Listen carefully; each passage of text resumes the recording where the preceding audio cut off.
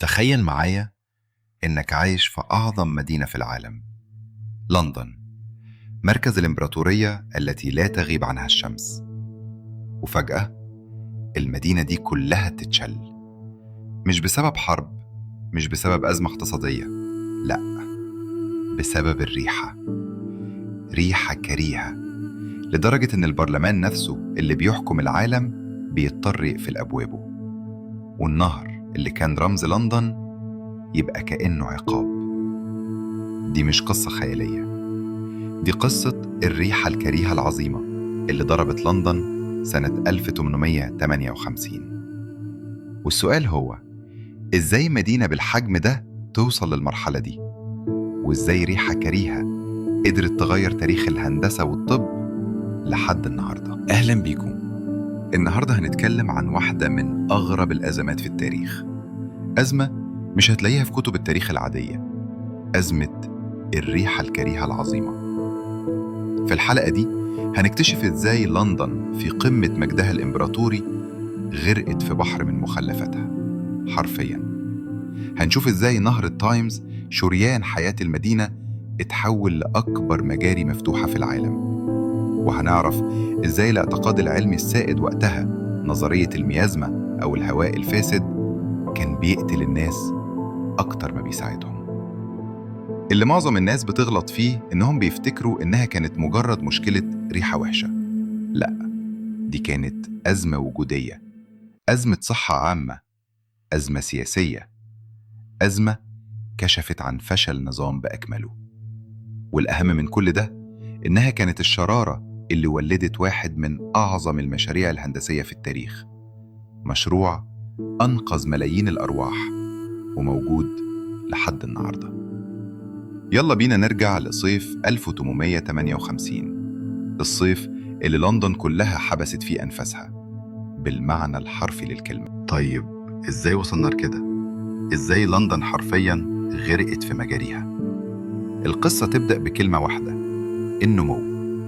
في نص القرن ال19 لندن كانت بتنفجر سكانياً من حوالي 1,000,000 لأكتر من 3 مليون في أقل من 50 سنة. تخيل مدينة بحجم القاهرة تتضرب في 3 في جيل واحد. أي بنية تحتية قديمة معمولة من أيام شكسبير كان طبيعي تنهار. زمان كان الموضوع بسيط، كل بيت عنده سيسبات أو بيارة، حفرة في الأرض، والمخلفات بتتجمع فيها، وبعد فترة يتشال اللي فيها ويتباع للفلاحين كسماد. دورة مقفولة بدائية بس شغالة. بس مع الانفجار السكاني النظام ده بقى كارثة. البيارات بقت بتفيض في الشوارع، والكمية بقت أكبر بكتير من إن الأرض تبلعها. وهنا دخل على الخط الاختراع المتحضر اللي بوظ اللعبة كلها: السيفون، التويلت فلاش. فجأة الناس بقت تستخدم كميات مية ضخمة عشان تتخلص من المخلفات بضغطة زر. طب المية دي رايحة فين؟ داخل شبكة صرف قديمة من الطوب، وكلها في الآخر بتصب فين؟ في نهر التايمز مباشرة. في الأول النهر كان لسه قادر يستحمل شوية، بس مع الوقت الحمل زاد لدرجة إن التايمز ما بقاش نهر، بقى مجرى صرف صحي عملاق. مخلفات بشرية، فضلات مصانع، جثث حيوانات، أي حاجة مش عايزينها تتحدف في النهر. العالم الكبير مايكل فاراداي بتاع الكهرومغناطيسية اتخض من اللي شايفه، فقرر يوثقه. ركب مركب في التايمز سنة 1855 ورمى ورق أبيض في المية. الورق اختفى في أقل من ثانية. كتب في جريدة التايمز: النهر اتحول حرفياً لمجاري حقيقية. لكن يمكن الكارثة الأكبر ما كانتش في المية، كانت في دماغ الناس، في دماغ الدكاترة والعلماء. كانوا مؤمنين بنظرية اسمها الميازمة. الأمراض بتيجي من الهواء الفاسد والريحة الوحشة. الكوليرا من الريحة، التيفوئيد من الريحة. وده كان منطقي في نظرهم. الأماكن اللي ريحتها بشعة هي نفسها الأماكن اللي مليانة أمراض.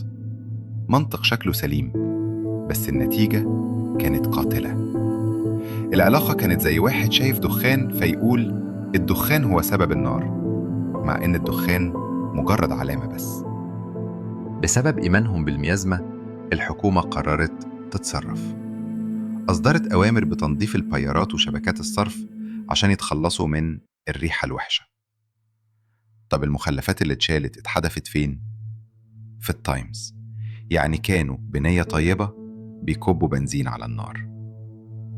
من أول تلاتينيات القرن وبعدين 1849 وبعدين 1854 موجات كوليرا بتمسح أحياء كاملة وعشرات الآلاف بيموتوا. والتفسير الجاهز الميازمة اللي طالعة من النهر.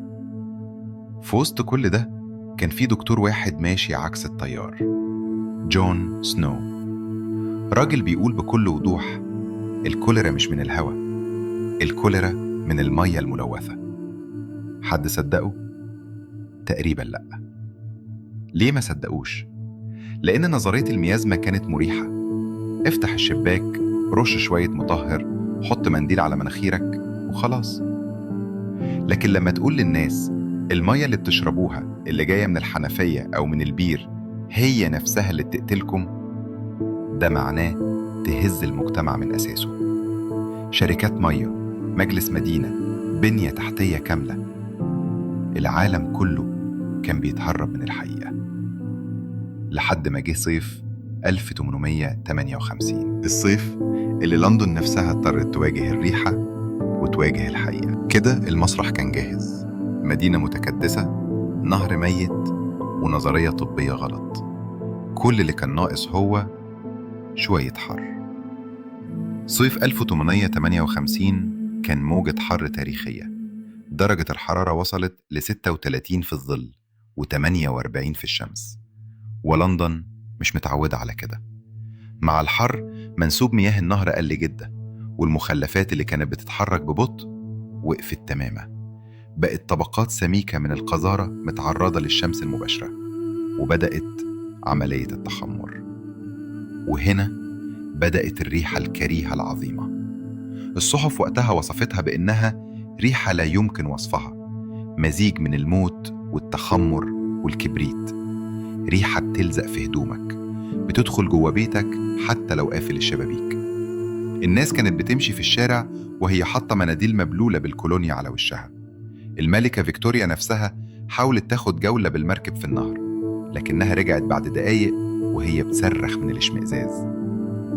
تخيل إنك عايش جنب مقلب زبالة ضخم، وفجأة المقلب ده كله ولع في عز الصيف. دي كانت لندن، المدينة كلها بقت ريحتها كده.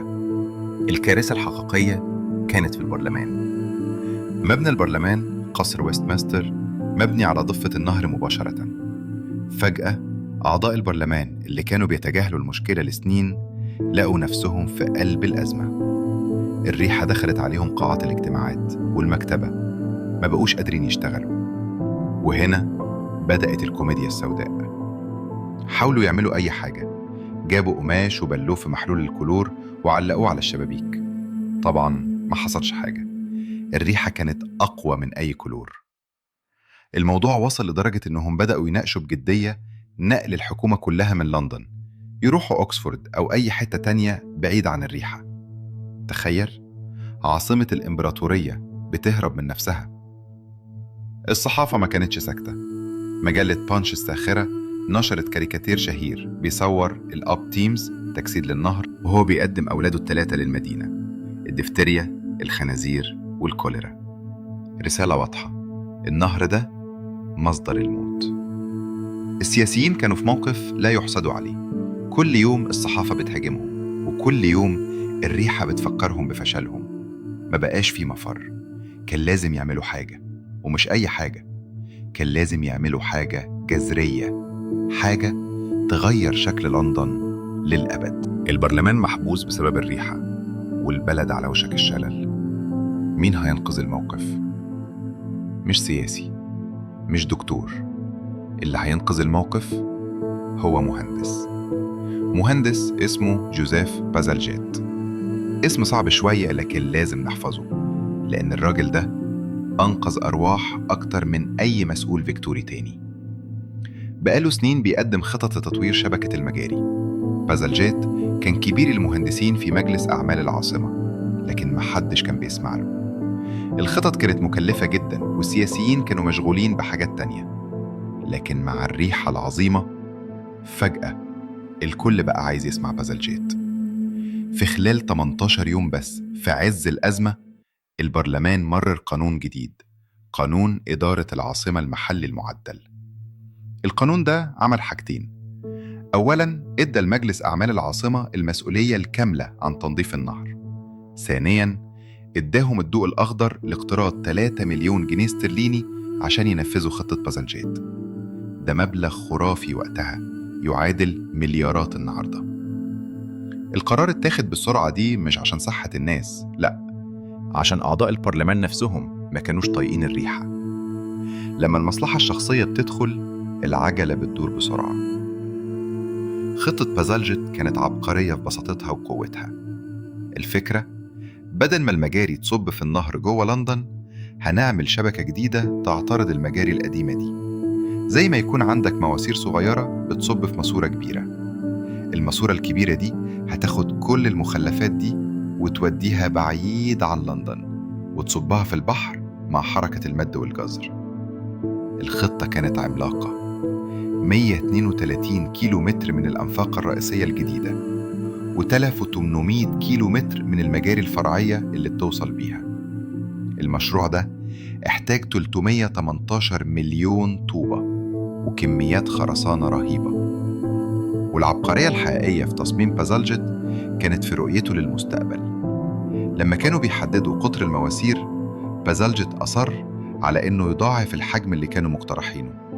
قال لهم: إحنا بنبني للمستقبل حسب احتياجات سكان لندن وقتها، وعمل حساب إن عددهم بيتضاعف، وبعدين ضرب الرقم ده في 2 تاني عشان الطوارئ.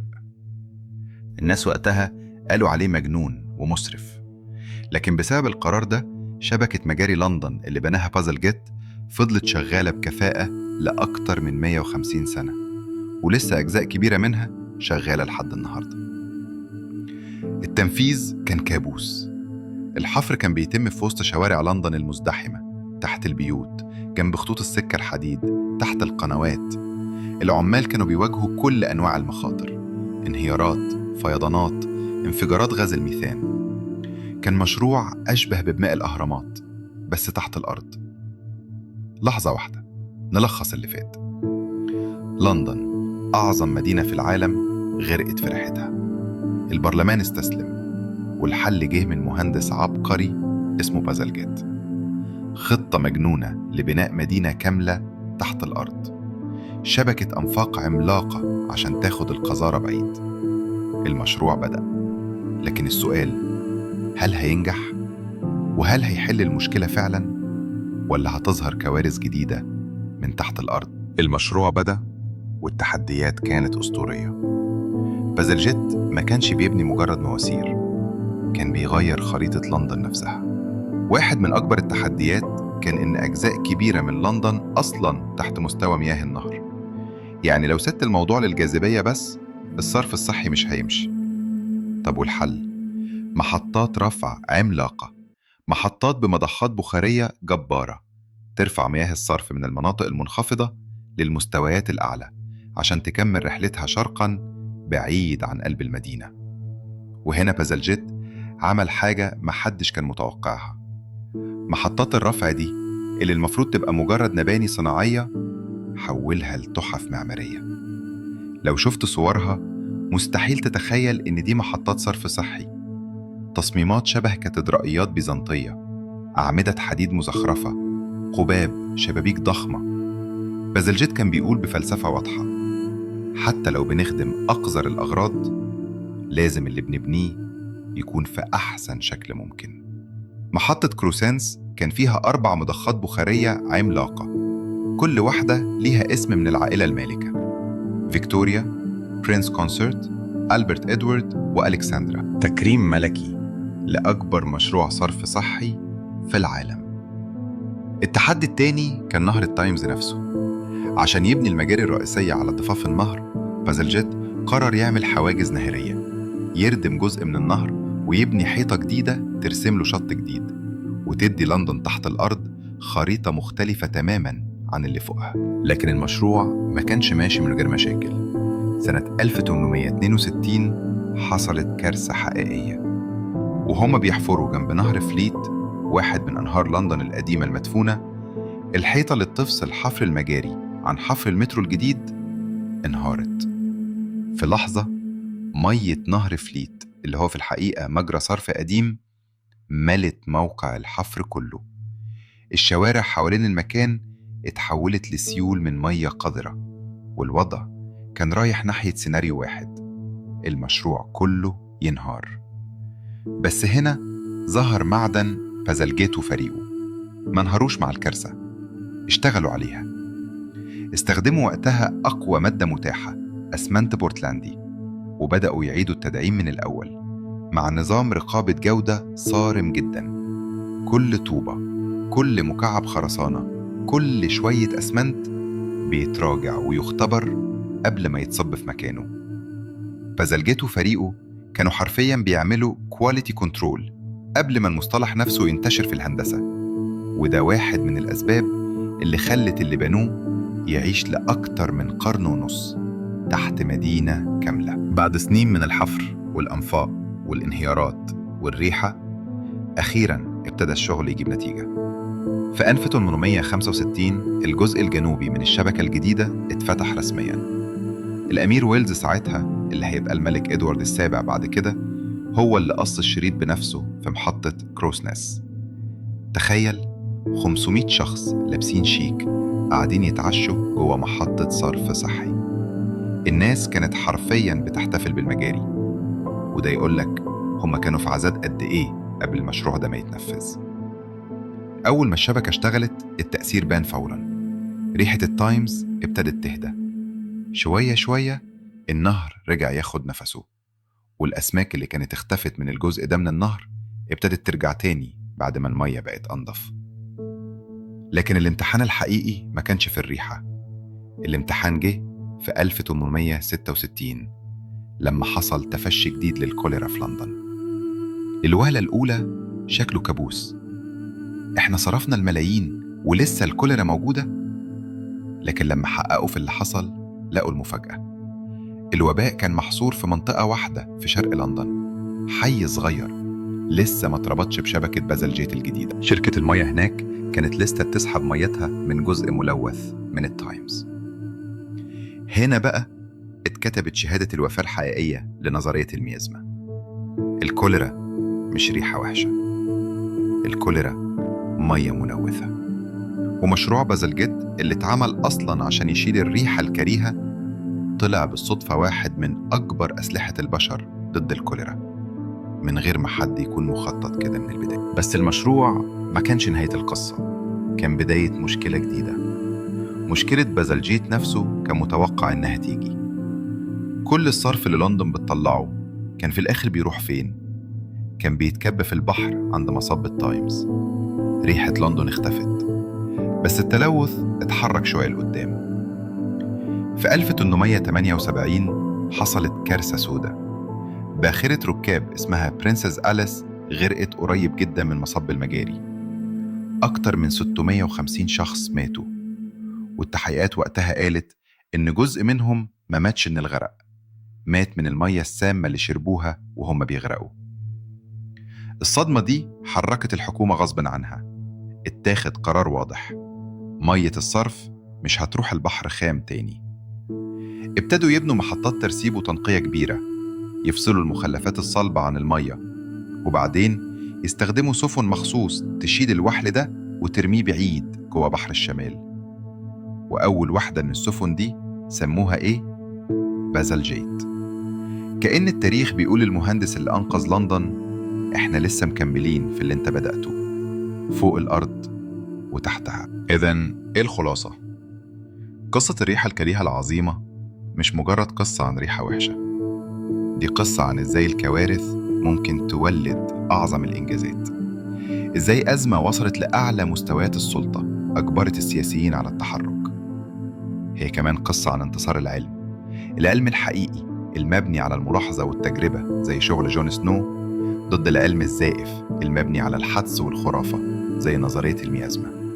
وبشكل ايرونيك المشروع اللي اتعمل بناء على النظرية الغلط هو اللي أثبت إنها غلط. والأهم، هي قصة عن عبقرية الهندسة والتخطيط للمستقبل. جوزيف بازلجيت مش مجرد مهندس بنى مجاري، هو رجل كان عنده رؤية. بنى نظام صرف صحي لمدينة عدد سكانها 3 مليون، لكنه صممه عشان يخدم 4.5 مليون، وبعدين ضاعف الحجم كإجراء احترازي.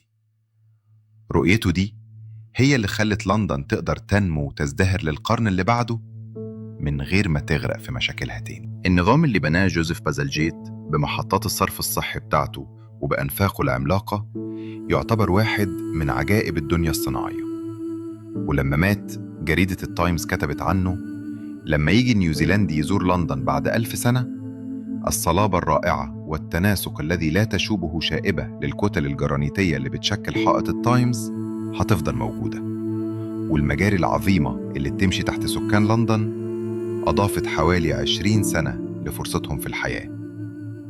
الريحة الكريهة أنقذت لندن وأجبرتها إنها تواجه نفسها في المراية وتختار بين الانهيار أو البناء للمستقبل.